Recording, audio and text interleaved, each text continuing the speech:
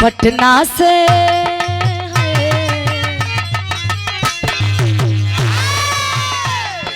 पटना से पैदा बुलाएगा नजर आ गई दुनिया। पटना से पैदा बुलाएगा।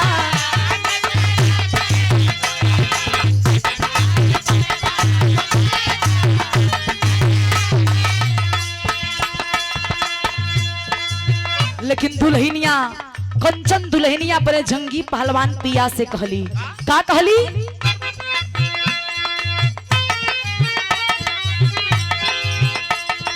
यद कुल के हो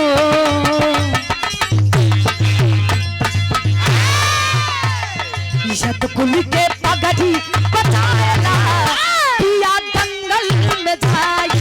यद कुल के पगड़ी बचाएगा।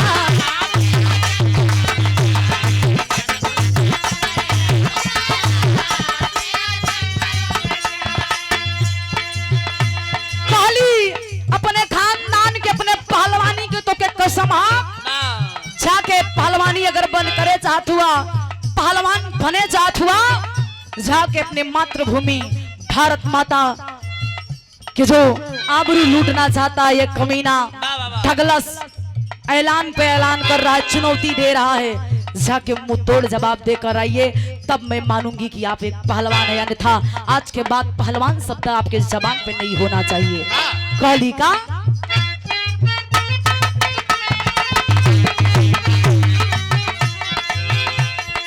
वही डगलस के तू तोड़ी हाथ मान हो।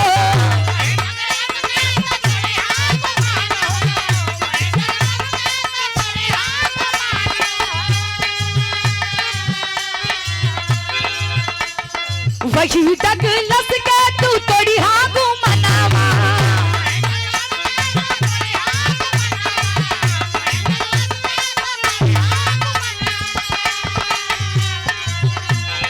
जंगी बहादुर चले बांध के कफनावा।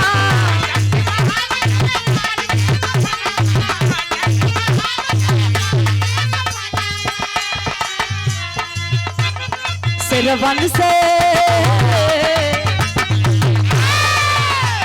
सिरवन से लड़ी का शिकार हो या दंगल में जाई। सिरवन से लड़ी का शिकार हो।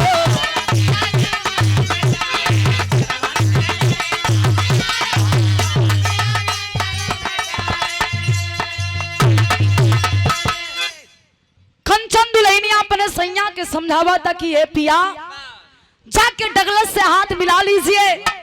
अरे आप शेर हुआ शेर, उसियार गीदड़ आपके का करी।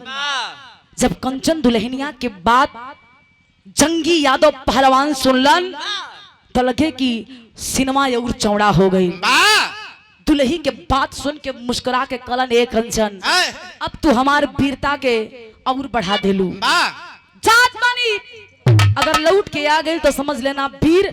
अगर कुश्ती के मैदान में हमरा के डगलस अगर मार भी देलस तो भी समझ लेना कि तुम्हारा पति एक बहादुर पहलवान था। ए बाबू छलल हवन के जंगी पहलवान डगलस से हाथ मिलावे। लेकिन एक खेला कैले बा डगलस का कैलस भैया। बिरहा में स्वर्गीय रामदेव उस्ताद के तर्ज है। जब तक वीर रस बिरहा में तर्ज ना पड़त तब तक बिरहावे अधूरा रहेला। जब बिरहा के समझदार यहाँ सुनवे या गार्जियन हुई वो समझत हुई है ये वीर रस बिरहा के धुन देवर कहल जाला। कैसे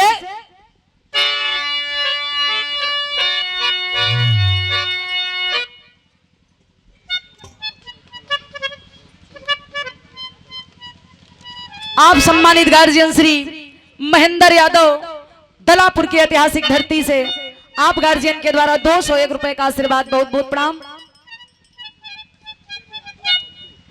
और हमरे सत्यम भैया के मम्मी यानी हमारी धर्म की माता आपके द्वारा ये शानदार 101 रुपया के आशीर्वाद अब लागत हमारे विरहा गावल सफल होता है। एक जनी आशीर्वाद दे दो जान ला एनर्जी हमार दुगना हुई है। बड़े भैया अजय यादव आपके द्वारा 101 रुपया के आशीर्वाद बहुत बहुत प्रणाम। सुरेश भैया जान ला हमरे बिरादरी में बड़ा दम भा हम जनबे करीला भाई। कैसे तू जानत है जब बिरहा जमे लागे तब झरिया के निकलनी है ये लोग। एक जनी यहाँ जाइए ना तू देख ला किल्ला कैसे दी है।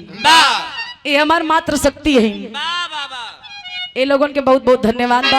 आप लोग सुना बस, अगर ना पैसा देबू तब हम खुश बानी, तब हमारी एनर्जी बढ़ते ही रहे। बहुत बहुत धन्यवाद।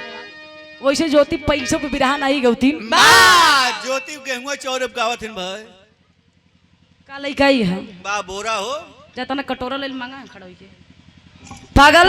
बात व्यवहार मान सम्मान भी मायने रखता है। बड़ा घूम घूम के हर जिला में बिरहा गुले है, इतना हमार घर परिवार है। लेकिन तरज है गुरुजी कैसे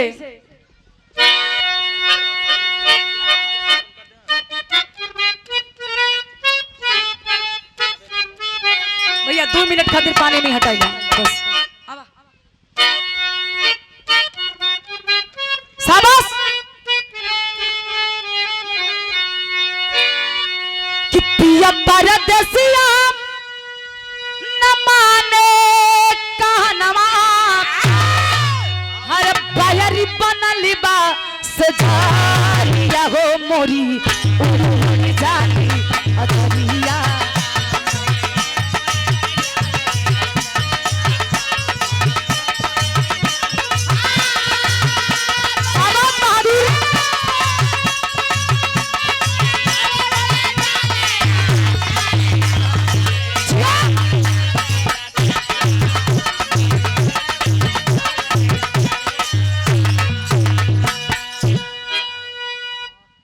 और हमरे धर्म के गार्जियन बड़े भैया पप्पू यादव, पप्पू डेरी देवसरा ऐतिहासिक धरती से जेकर फेमस चाय, एक बार जो जाए के चाय पी ले तू एक नहीं बार बार जाई।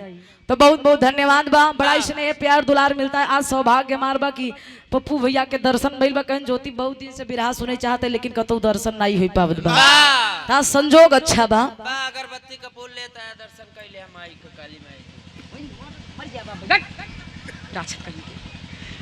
पागल ई प्रेम हा तोरो हम दर्शन करवाइब कल, ठीक है। शानदार 201 रुपए का आशीर्वाद, पैर छू के प्रणाम, आशीर्वाद के कम ना हो कहना बा।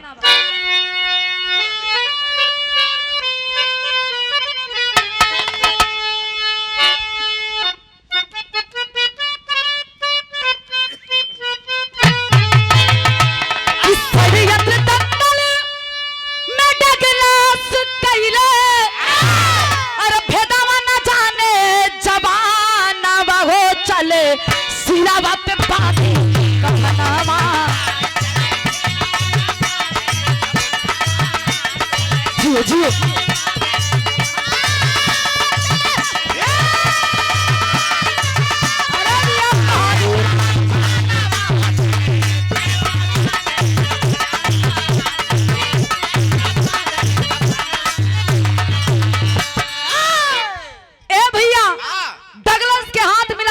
चलल हवन जंगी पहलवान, चारों तरफ शोर भइल बा। होखत कहा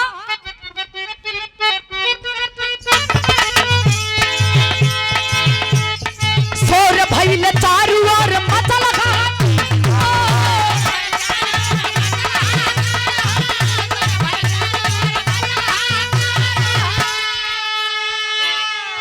अरे हाथवा मिलायता बा जंगी सारा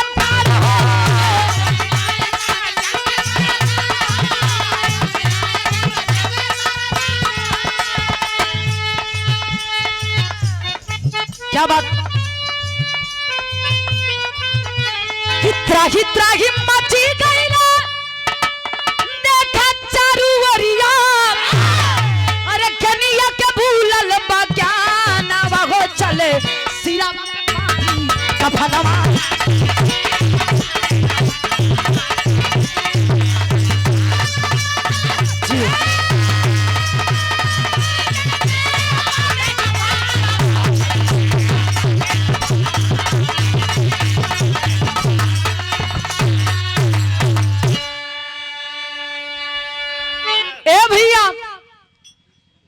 जंगी पहलवान जब अखाड़े में उतरा चारों तरफ हाहाकार मच गया।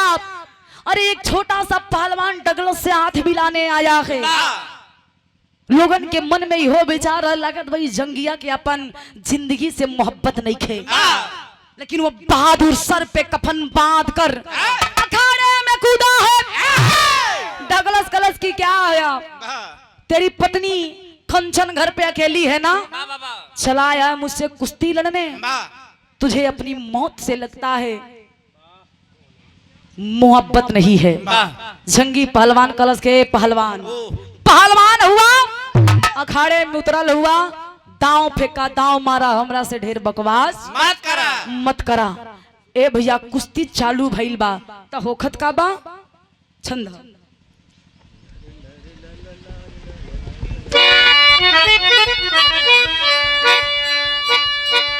शाबाश।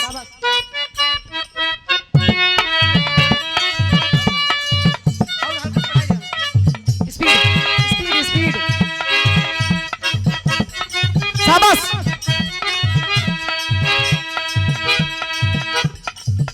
अपना केहू बचवैया यावा यावा दुर्गा मैया, इधर मारा काला जंग ईश्वर मान के सर, उधर डागल सुचार ऊपर मारा जैठन,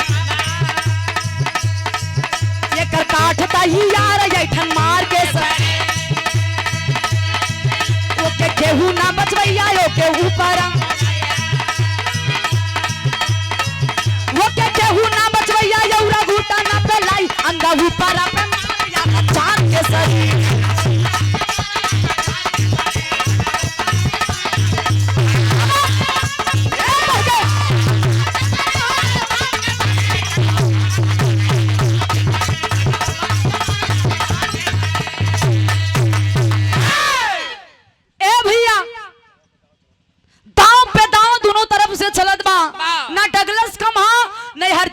पहलवान कम हो, बराबरी पे दांव लगत बा, लेकिन ये डगलस कमीना एक षड्यंत्र कर दिया। इस षड्यंत्र कैलस का बड़ी पुरान तरज है गुरुजी।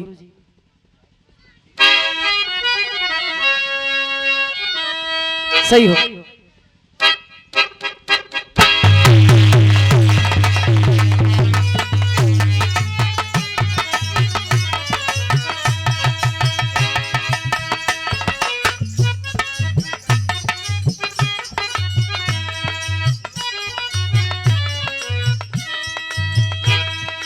गंगा जी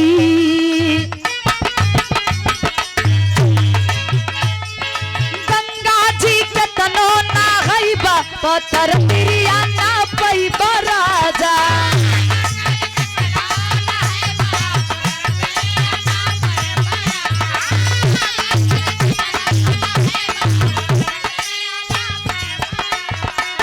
लेकिन यही गीतिया के स्वर्गीय दत्ता राम कैलाश गुरुजी गौलन। अब चली गंगा नहाई हो, अब चली गंगा नहाई हो, घोड़ैया गई लैला काला,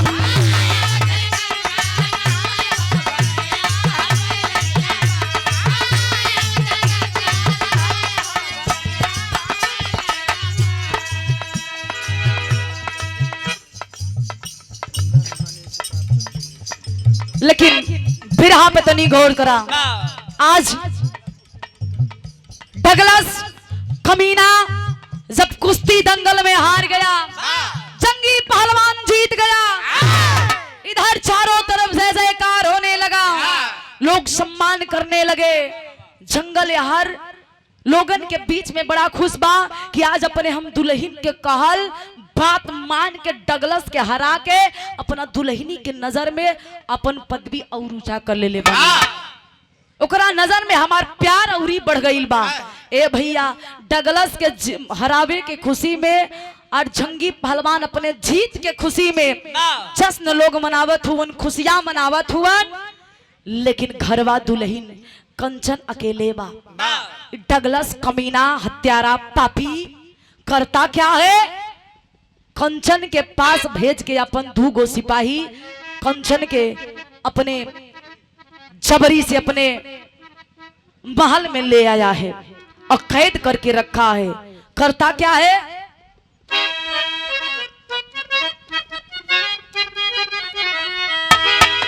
अरे कंचन के धई के कलैया, अरे कंचन के धई के कलैया, मुदैया फरार होई गई।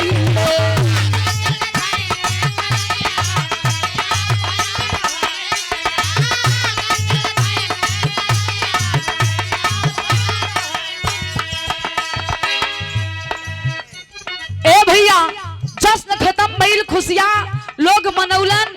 यार जंगी पहलवान माला वाला पहनले एकदम अपने घरवा में आइल हुआ, खुश बड़न कि चल के अपने दुल्हनी से अपन खुशी हम जाहिर करब कि कितना दाव मरले ही डगलस के हरौले बानी। घरे पहुंच के दरवाजा देखत तो वन खुला पड़ल है, इधर उधर घर में जाके ढूंढलन तो उनकरा के एक चिट्ठी मिलल बा। वो चिट्ठिया उठा के जब जंगी पहलवान पढ़त हुवन तो लिखल का रहे भैया,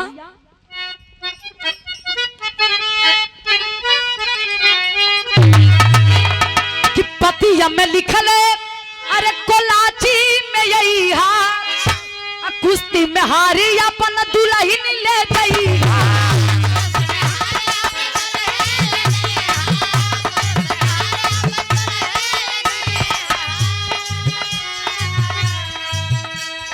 करिहा ना कौन चतुरैया, करिहा ना कौन चतुरैया, मुदैया फरार हो ही गई ले।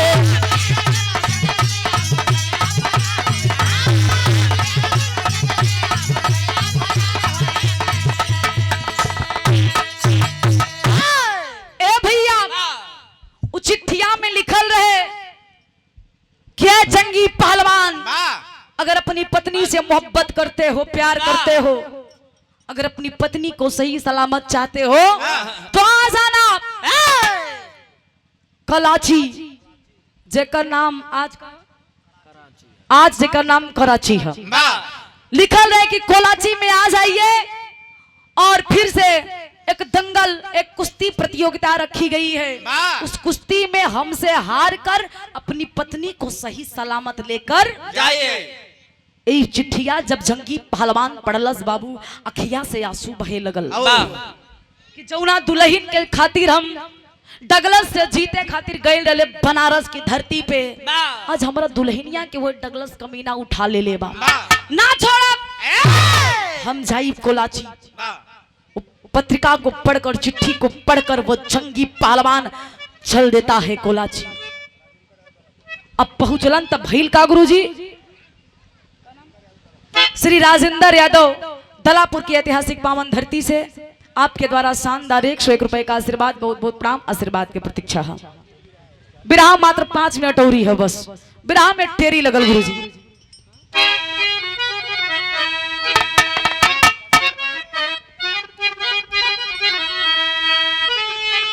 शाबाश। और कसम है वसुधा माई तोहरी, अरे कसम है वसुधा माई तोहरी, गौरव जाई न दे भाई भले शीश कट जाई, यर हो जाई, यर हो जाई।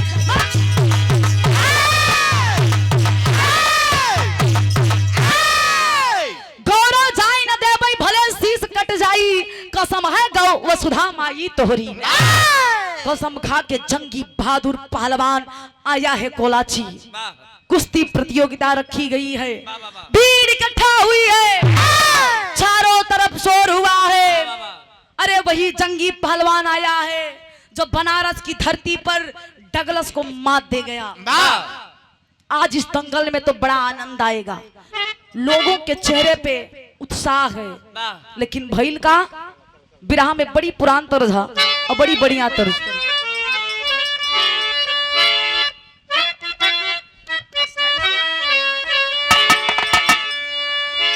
अरे माता हो ललनवा दैदा, अरे माता हो ललनवा दैदा,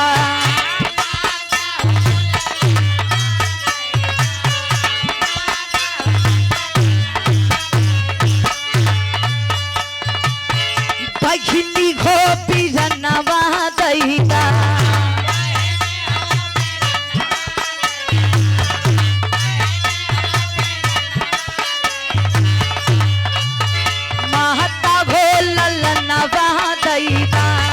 बहिनी हो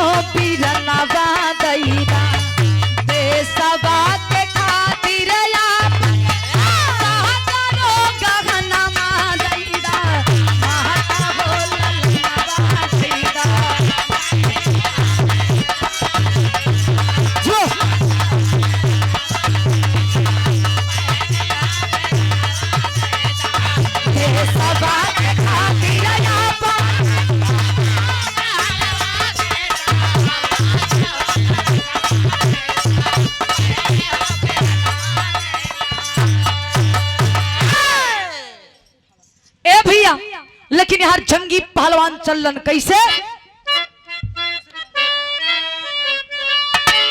अरे चलले पहलवान वह जंगी,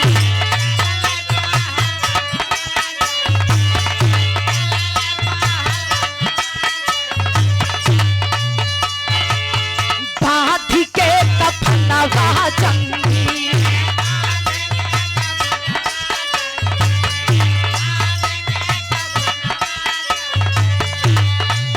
चलले पहलवान वह जंगी, देशवा के सनवा जंगी, कैसे जाई देश के सन पहलवान वह जंगी, चलले पहलवान वह जंगी।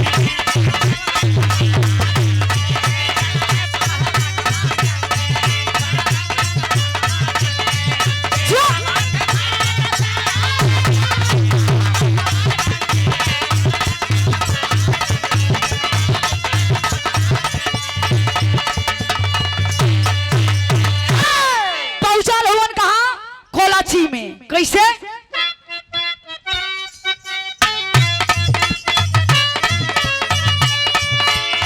कोलाची पहुंचे जागी जांघिया निभोता,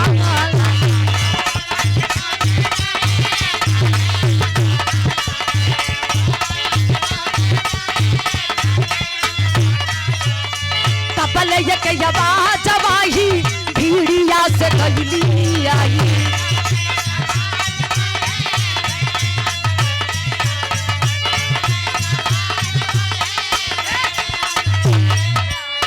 बापू के पगड़िया रखिया, बापू के पगड़िया रखिया, मारत नमाज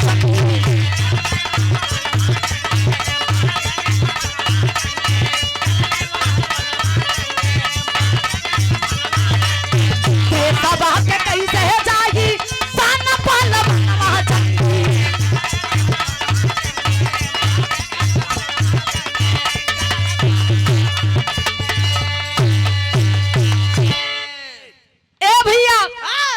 वही भिड़िया में लोग बड़ा उत्साह से देखा थुवन कि आज के कुश्ती में बड़ा आनंद आई, जंगी पहलवान और डगलस आमने सामने, भीड़ इकट्ठा भइल बा, लाखों की भीड़ है। लेकिन ए भैया जब यार कंचन के तनी ई कुश्तिया के ही छोड़ा, जोन दुल्हनिया डगलस लेके गईल रहे, उ दुल्हनिया से डगलस कमीना जितना दिन तक कुश्ती के डेट नहीं पड़ल उतना दिन तक दुल्हनिया के अपने महल में झाड़ू पोछा करावत रहल। कंचन दुल्हनिया बेचारी झाड़ू पोछा करत करत एक दिन वो स्थान पे पहुंचल जहां पे डगलस अपने हिंदुस्तान के एक एक लोगन के ले जाकर कैदी बना कर रखा था। कंचन दुल्हनिया एक दिन झाड़ू पोछा करत करत बाबूजी वो कैद खाना तक पहुंच गई। वो कैद खाना में एक वृद्ध इंसान रहे, जाके कंचन दुल्हनिया कहा था कि ए बाबा लगा था यार ढेर दिन से यहाँ कैदी बनल हुआ, आपके घर द्वार कहाँ पड़ी? वृद्ध हुवन, आंख में निराशा बा बाबूजी, शरीर पे फटी चिटी कपड़े, हड्डी का मात्र ढांचा बचा है। वो बूढ़ा वो वृद्ध कहता कि बेटी क्या करोगी जानकर, मेरी उम्र तो यहीं बीत गई, कुछ दिन की और उम्र बची है, क्या करूंगा बता के तुमको। लेकिन कंचन दुल्हनिया कहता ना ए बाबा बतावा आपके घर कहाँ बा? वो बताता है कि बेटी मेरा घर बनारस है। कली कि आपके नाम कहाँ? कलन मेरा नाम रघुवीर यादव पहलवान है। कली आपके घर बनारस बा, आपके नाम रघुवीर यादव पहलवान हो? कली ए बाबा हमके एक डाउट होत बा। कलन कहा बेटी, कलन हमहू बनारस के रहे वाली है, ये डगलस कमीना हमको कैदी बना कर लाया है। अब से एक बात पूछी का, वो बात के आप जवाब देबा? कलन पूछिए। कलश की का आपके कहूँ लड़का रहल? रघुवीर यादव के बाबूजी आंख में आंसू आ गया। कौन कौन आपके घर में? कलन हाँ छोटा सा मेरा परिवार था, एक ही मेरा बेटा था, मात्र 2-2.5 साल का उम्र था। लेकिन उस दिन उस दंगल में मेरा बेटा हमेशा हमेशा के लिए मुझसे जुदा हो गया। आए, मेरी जीवन खत्म होने वाली है, लगता है कि मैं अपने बेटी को नहीं देख पाऊंगा। वाह, रघुवीर यादव के आंखों में आंसू है। कंचन दुल्हनिया के ई बतिया सुनलस तो लगल के री बाप रे बाप करे जवाब में बैठ जाई। ओ, कलश किए बाबूजी आपके बेटा से हम मिला दे, लेकिन हम जैसन जैसन कहा बाप के वैसन करे के पड़ी। उ कैद खाना से रघुवीर यादव के कंचन दुल्हनिया छुड़वा के पीछे के रास्ता से बाहर निकाल देलस और बता देलस कि चले जाइए कोलाची, आज एक कुश्ती प्रतियोगिता रखी गई है, आपका बेटा आपको वहीं मिल जाएगा। वो बुढ़ा पूछता है तुम कैसे जानती हो कि मेरा बेटा कौन है? तब वो दुल्हन भेद बता के बाबूजी वो बेटवा के मेहरारू हम बानी, आपके बहू हम ही बानी। हमरा के डगलस कमीना कैदी बना के रख ले बा।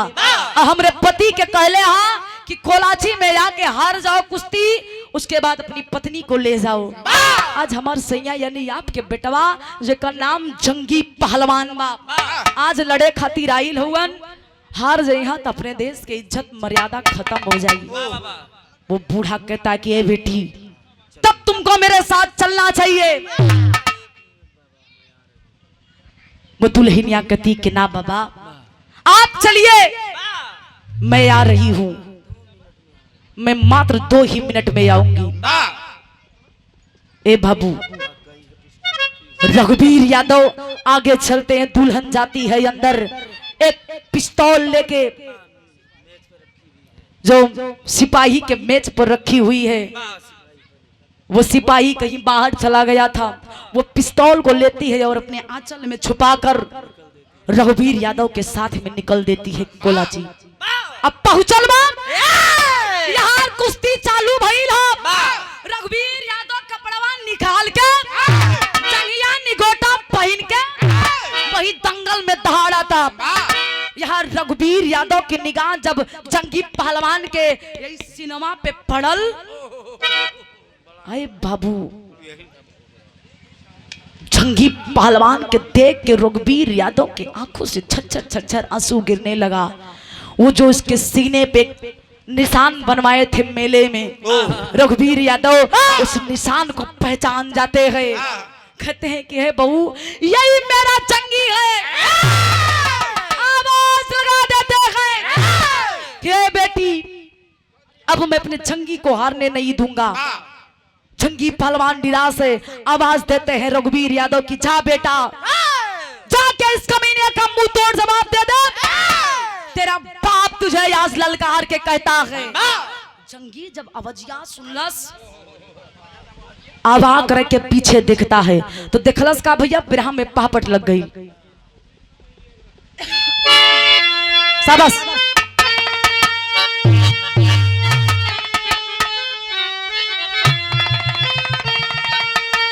हरे बाबू रोवई अपने गले लगाई हमारा बचवा हो। अरे बाबू रोवई अपने गले लगाई हमारे बचवा हो, तो ये कर बाप कमीना जेल पठाई हमारे बचवा हो।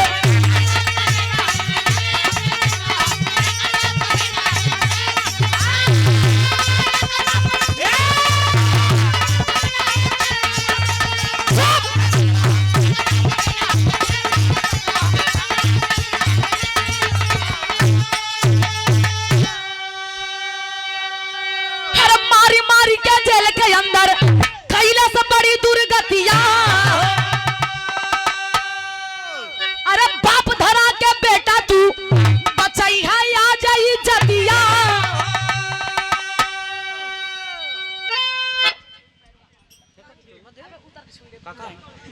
हमरे अशोक भैया के माता जी यानी हमारी धर्म की माता अशोक भैया के हमारे पारिवारिक एक रिश्ता बा। हमारे बड़का भैया के परम मित्र हुवन, ये से आज से नहीं जब से हम जाने लायक बनी तब से अशोक भैया के हमारे घर पे आना जाना हो। बड़ा प्यार मिलेला, बड़ा सम्मान मिलेला, एक घरेलू रिश्ता है। भाई के तरफ से, माता जी के तरफ से रुपए नहीं, आशीर्वाद है। माता जी के बहुत बहुत प्रणाम, आशीर्वाद के कामना हो। रघुवीर यादव जाके दौड़ के गले लगौलन, खलन बेटा ई खमीना के याद छोड़िया मत। ई खमीना के बाप हमरा के जेल में ले जाके आज 30 बरिस हो गई, बड़ी दुर्गत हमार कैले बा। इतना बढ़ के रहला तो के गोदी में खिलौली, लेकिन आज तक देखे ना पौली। एकरे बाप कमीना के देन हा, छोड़िया मत, आज कर सर कलम कर दिया। इतनी बतिया सुनते बाबू रघुवीर यादव के बात सुन के जंगी पहलवान के एकदम करजवा में तूफान उठल बा। जब कुश्ती दंगल में कैलस का भैया आल्हा में कहना नंबर 2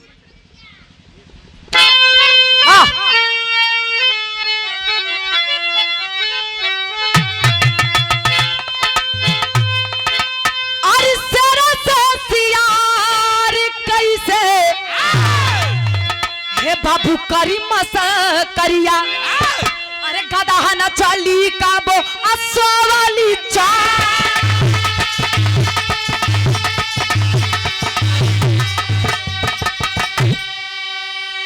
अरे ढगालस के छतिया पे जंगी चढ़ी गई ले,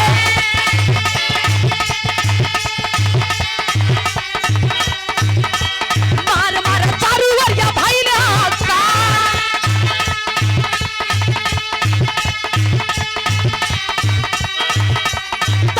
आवाज ये कभिड़िया से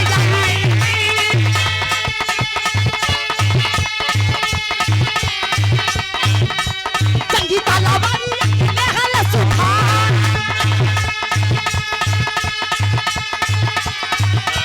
दगलस के काट लिया गोद में महुरिया।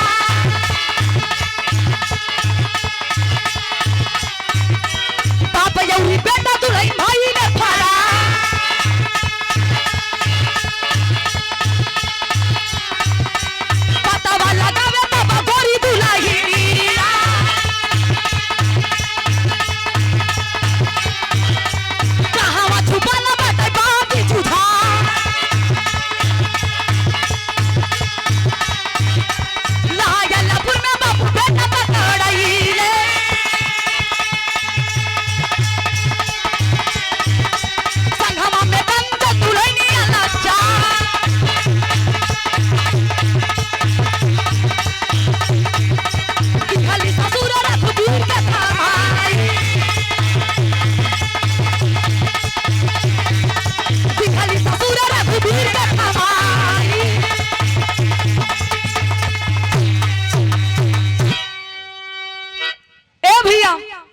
और हमारे बीच में पट्टी विधानसभा के जुझारू एवं संघर्षशील विधायक आदरणीय बड़े भैया राम सिंह पटेल विधायक जी का आगमन हुआ है। और साथ ही साथ हमरे विजय यादव भैया के भी आगमन भइल बा। और हमारे रमाशंकर चचा के भी आगमन भइल बा। हम चाहत बानी बात जोरदार ताली बजा के आप लोग स्वागत कर दी, सम्मान कर दी। लेकिन बिरहा हमार मात्र 2 मिनट के हम। बहुत बहुत धन्यवाद हमरे सांसद के प्रतिनिधि बड़े भैया आशीष पटेल के भी आगमन भइल बा। आपके बहुत स्वागत बा, अभिनंदन बा, वंदन बा। बिरहा मात्र 2 मिनट के हम। यार क्रोध में आके कुश्ती जंगी पहलवान और डगलस लड़त हुवन, सिनेमा पे चढ़ गई जंगी पहलवान डगलस के। चारों तरफ मार मार के आवाज लगल हो, ए बाबू वही भिड़िया से तलवार आइल हो। दौड़ के जाके जंगी पहलवान तलवरिया के पकड़लस, गोद में आके डगलस के मौरिया काट के अलग कर देलस। यार डगलस के मौर कटल हा, सर कटल बा, पत्नी पिता और जंगी पहलवान गायब हो जाते हैं। कुछ दिन तक नहीं पता, लेकिन भेटैलन कहां? लायलपुर नामक स्थान पे, जेकर आज जिसे आज हम आप लोग लाहौर के नाम से जानते हैं। लायलपुर में तीनों प्राणी जब पकड़ैलन तई रघुवीर यादव समझ गए ये कमीना पकड़ा है।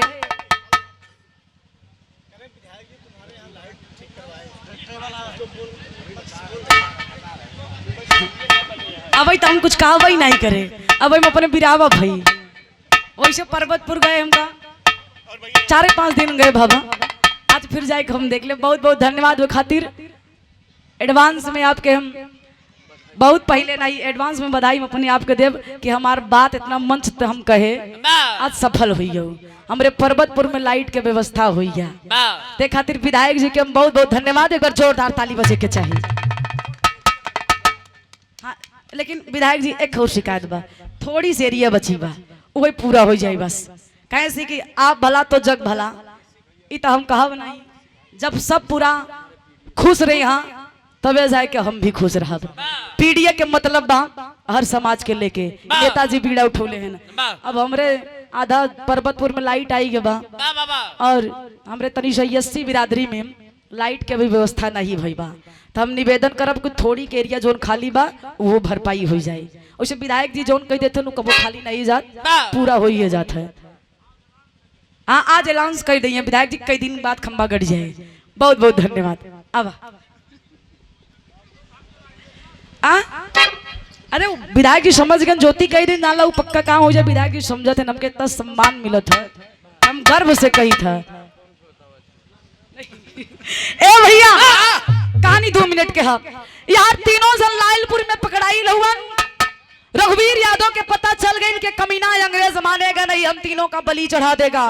इस कमीने के हाथ से मरना बेहतर होगा कि हम अपने आप को ही गोली मार ले। वो दुल्हनिया कंचन जोन अपने आचरा के कोना में पिस्तौल के छुरौले रहल, जब लालपुर चौराहा पे पकड़ैलन तो कंचन दुल्हनिया कैलिन का भैया बिरहा के खड़ी में कहना है।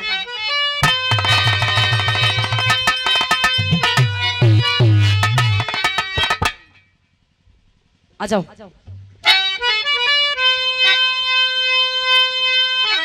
अरे बाबू मारे गोलियां, अरे बाबू मारे गोली, हरे यसुआ बहाई,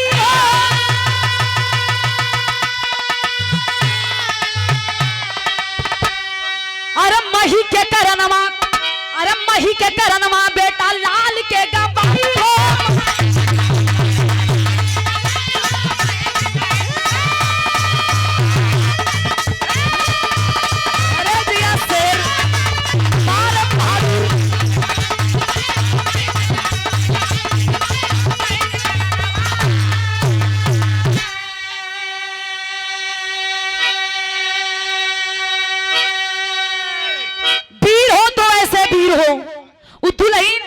कंचन अपने अचरा के कोना से निकाल के जब पिस्तौल रघुवीर यादव को देती है तो रघुवीर यादव पिस्तौलवा में 4 गोली रहल।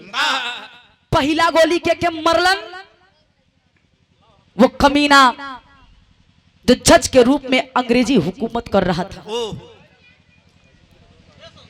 4 गोली में चारों जन के डिसीजन करत हुवन।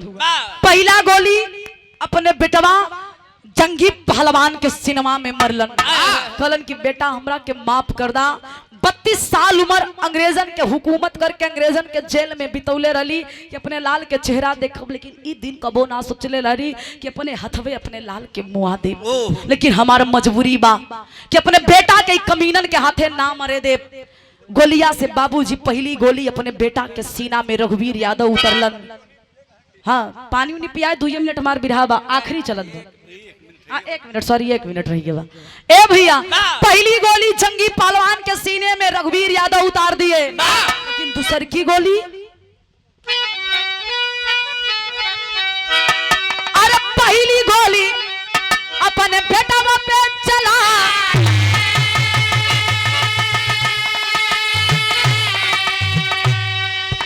अरे दूसरी गोली कंचन ओरिया घुमाए,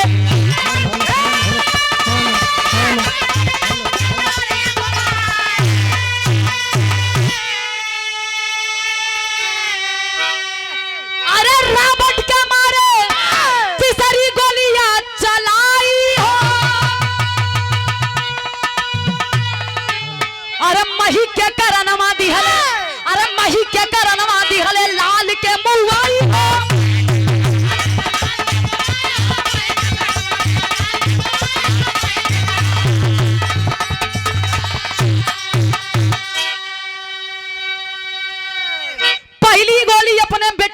जंगी पहलवान के मरलन, दूसरी गोली अपने बहू कंचन के मरलन, और तीसरी गोली जो जज के रूप में बैठा था रॉबर्ट, अंग्रेजी हुकूमत कर रहा था, रॉबर्ट के सीने में तीसरी गोली उतार के चौथी गोलियां कलन की अब का करब हम जी के, जकरा खातिर जेल में इतना दिन जीवन बितौली, उ बेटवा हमार नहीं बहू, हमार बहू नहीं बा, तो हम जी के का करब। चौथी गोली बाबूजी अपने कनपटी पे सटा के रघुवीर यादव करते क्या है, अरे चौथी गोली अपने कनपटिया पे मार,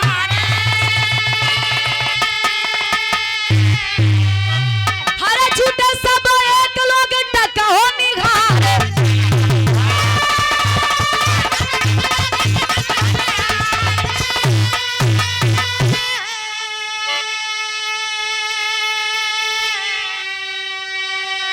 अरे इनकलाब वाला तब नरवा लगाई हो,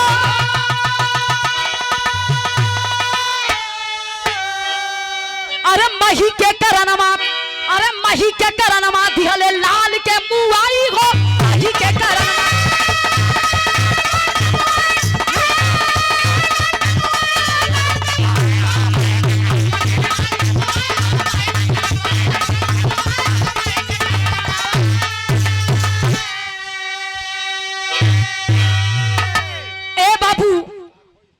आज रघुवीर यादव भी अपने कनपटी पे गोली चला के इस दुनिया को छोड़कर चले गए।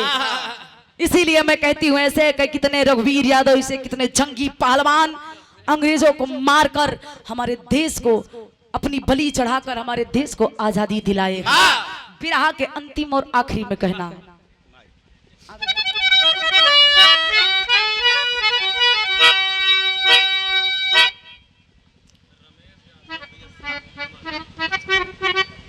हमारे धर्म के गार्जियन बड़े भैया रमेश यादव बीएसएफ के जवान हैं, उनकी माता जी यानी हमारी धर्म की माता, आपके द्वारा ये सम्मान किया गया। इस वीर भाव को समझते हुए शानदार 201 रुपए का आशीर्वाद माता जी के पैर छू के प्रणाम बा, और उपस्थित हमारे माई बहन के बहुत बहुत धन्यवाद बा।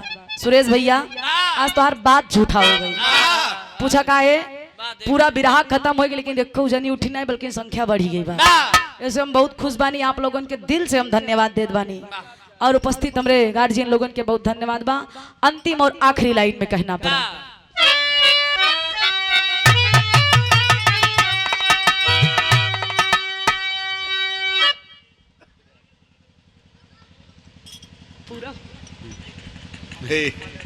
और हमारे पट्टी विधानसभा के खट्टावर एवं जो बात के धनी, जैसे बंदूक से निकली गोली और जुबान से निकली बोली कभी वापस नहीं होती है, वो हमारे विधायक जी होवन जो कह देलन। समय भले लागत है 1-2 साल विधायक जी, लेकिन वो काम पूरा हो जाता है। ये खातिर विधायक जी के नाम पे पुनः एक बार जोरदार ताली बजे के चाहिए। ये शानदार 1000 रुपए दे के अपने हौसला बढ़ाया। गार्जियन के बहुत बहुत प्रणाम, आशीर्वाद के प्रतीक्षा। हमारे धर्म के बड़े भैया हैं, सांसद के प्रतिनिधि आशीष पटेल भैया के बहुत बहुत प्रणाम बा। बड़ा सम्मान, स्नेह, प्यार, दुलार चुनाव से मिला था और आज तक मिला लावा था। आशीष भैया के बहुत बहुत प्रणाम। शानदार ये 501 रुपया के आशीर्वाद हम लगाए यही के हमका आशीर्वाद आज दे था। बहुत बहुत प्रणाम, आशीर्वाद के प्रतीक्षा। अंतिम और आखिरी में कहना,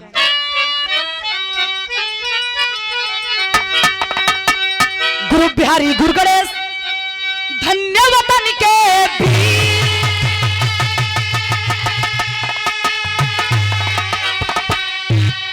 अरे स्वर्ग बसा चंद्रिका रामदेव गया बने हैं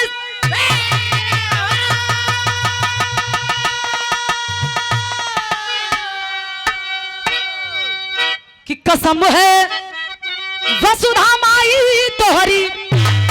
और हमारे गार्जियन बड़े भैया विजय यादव जिला पंचायत सदस्य और पूर्व एमएलसी के प्रत्याशी सदहा की ऐतिहासिक धरती से भैया के तरफ से रुपया ना हमारे लिए आशीर्वाद बा। कई 1000 रुपए का आशीर्वाद। गार्जियन के बहुत बहुत प्रणाम। उपस्थित जनता जनार्दन के स्वर में पहले की प्रणाम, आशीर्वाद के प्रतीक्षा हम। अरे कसम है वसुधा माई तोहरी, अरे कसम है वसुधा माई तोहरी, ज्योति गया सगे संग हो पी के कविताई, कसम है वसुधा माई तोहरी।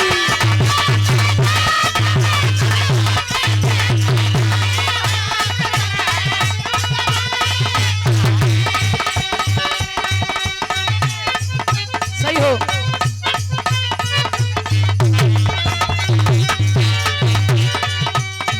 मेरे देश की धरती सी, मेरे देश की धरती सोना उगले उगले हीरा मोती, मेरे देश की धरती।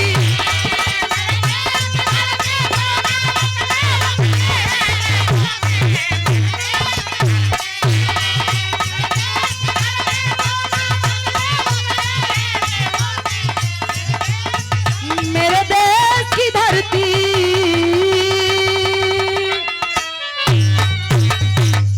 बहुत बहुत धन्यवाद उपस्थित जनता जनार्दन के पुनः पहले की प्रणाम आशीर्वाद के कामना।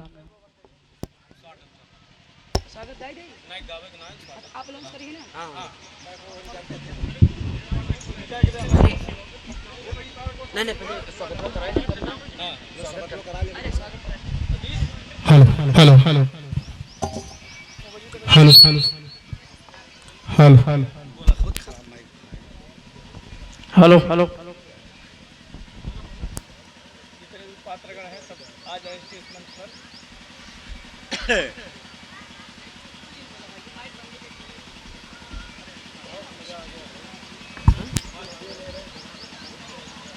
क्या नाम ले रहे थे यार, बड़ी चुटिया नहीं है यार।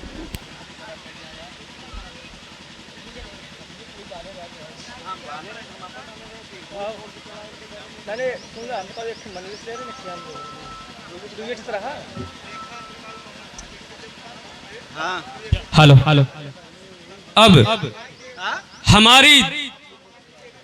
हमारे साथ जो लगे हुए हैं सभी जुझारू कार्यकर्ता, उन लोगों का अनुरोध है सब लोग हमारे मुख्य अतिथिगण का, सभी लोग का स्वागत करें, जिसकी कड़ी में सभी का नाम यहां पे उपस्थित हमारे पट्टी क्षेत्र के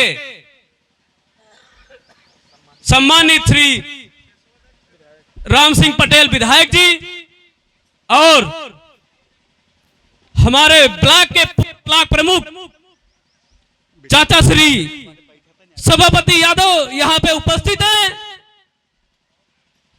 पूर्व जिला पंचायत सदस्य श्री रमशंकर यादव जी, जिला पंचायत सदस्य लाल बहादुर यादव जी, और हमारे बीच में सम्मानित श्री विजयलाल यादव, सॉरी विजय भैया, पूर्व एमएलसी प्रत्याशी यहां पे उपस्थित हैं, और हमारे फूफा जी श्री धनईराम यादव यहां पे उपस्थित हैं। सभी का प्रधान ग्राम सभा बनपुरवा, जिसके नाम से चंदू नाम से सब जानते हैं, इनका नाम लालचंद यादव है। मैं इनका भी हार्दिक स्वागत करता हूं।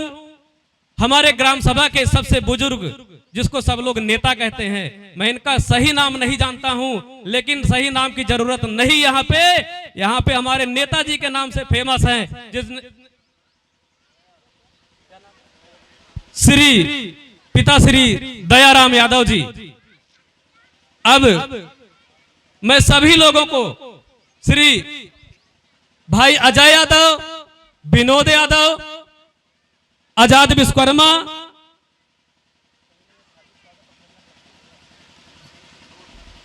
विनोद यादव, निखिल विश्वकर्मा,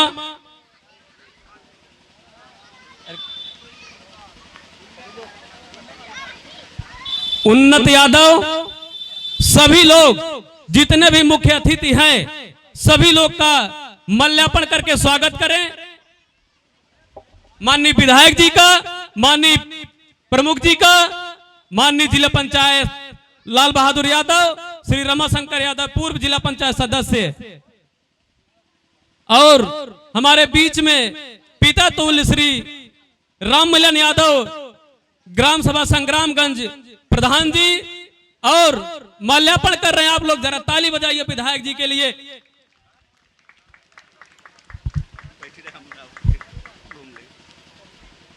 और विजय भैया का स्वागत करिए। हमारे